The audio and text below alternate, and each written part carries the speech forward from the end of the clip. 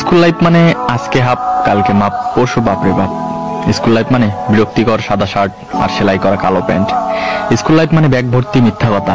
Sir বাড়ির কাজ করছি কিন্তু খাতাটা ভুলে রেখেই আসছি। স্যার বিশ্বাস করেন গতকাল আমার পেটে ব্যথা ছিল তাই স্কুল আসতে পারিনি। সত্যি স্যার এটা আমার অভিভাবকের সাইন। স্কুল লাইফ মানে একদল হারামি বন্ধু। তখন প্রেম মানে বুঝতাম A+S।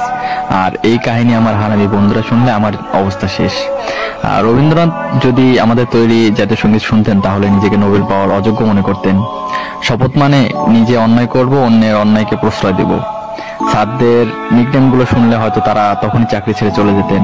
আমার এক একটা বন্ধু ছিল ক্লাস ফাঁকি দেওয়ার উপর PhD করা। নিজেকে অনেক বড় সন্ত্রাস মনে করতাম যখন আমি স্কুলে না আসা সত্ত্বেও আমার হাজিরা অন্য কেউ দিয়ে দিত। স্যারও আমাকে মারছে। স্যার কিছু না বলার পরে তাকে মারার পরে পানিশমেন্ট হিসেবে কান ধরে দাঁড়িয়ে থাকা। স্কুল লাইফ মানে নিজের ইচ্ছের বাইরে ঘন্টার পর ঘন্টা ক্লাসরুমে বসে থাকা। তখন প্রতিটা শুক্রবারকে ঈদ মনে হতো আর এখন প্রতিটা দিনকে শুক্রবার মনে হয়, কিন্তু আগের মতো সেই ফিলিংসটা আসে না। হ্যাঁ আমি মিস করি, অনেক মিস করি ফেলে আসা সেই স্কুল লাইফটাকে, বন্ধু নামক কলেজের ভাইগুলোকে আর শিক্ষক শিক্ষিকা নামক বাবা মাকে।